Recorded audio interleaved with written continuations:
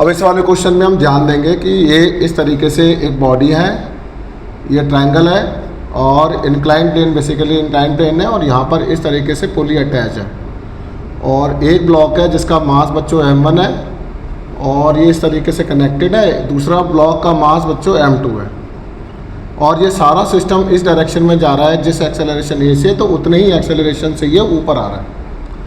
इसमें tension T लग रही है तो ये टेंशन T यहाँ पर भी लग रही है, ठीक है ना, क्योंकि आपको पता है टेंशन की एरो टुवर्ड्स पुली बनाई है हमने। ओके, अगर ये यहाँ जा रहा है तो मैंने अभी आपको समझाया था कि ये नीचे की तरफ क्या लगाएगा, m1g which is perpendicular to the plane of paper.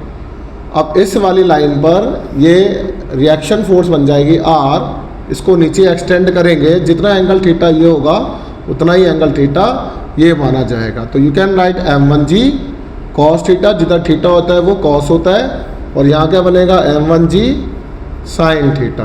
Clear. अब ये वाली बॉडी इधर लगाएगी बच्चों m2g, है ना। तो ये पूरा सिस्टम बन गया। कहता है कि अब हमें सबसे पहले रिएक्शन फोर्स निकालनी है।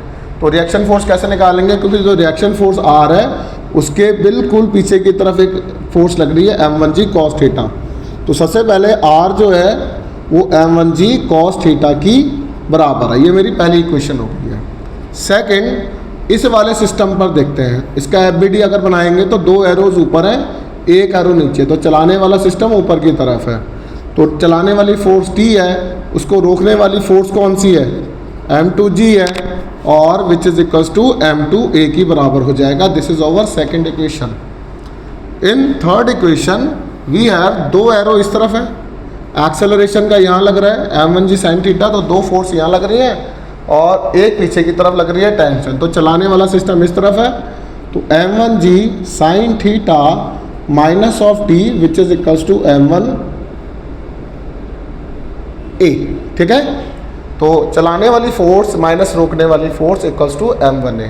अगर बाई चांस यहाँ पर m1 की वैल्यू बच्चों 2 kg दे रहा हूँ मैं, m2 की वैल्यू बच्चों मैं 1 kg दे रहा हूँ, g की वैल्यू आपको 10 लेकर चलनी है, एक्सेलरेशन आपको फाइंड करना है बच्चों, यहाँ पे r की वैल्यू फाइंड करनी है, थीटा की वैल्यू मैं 30 डिग्री दे रहा हूँ और मैं बोल रहा हूँ आपको कि जो √3 की वैल्यू है वो 1.7, अगर √2 आता है तो यहाँ पर 1.4 लेके चलेंगे, ठीक है।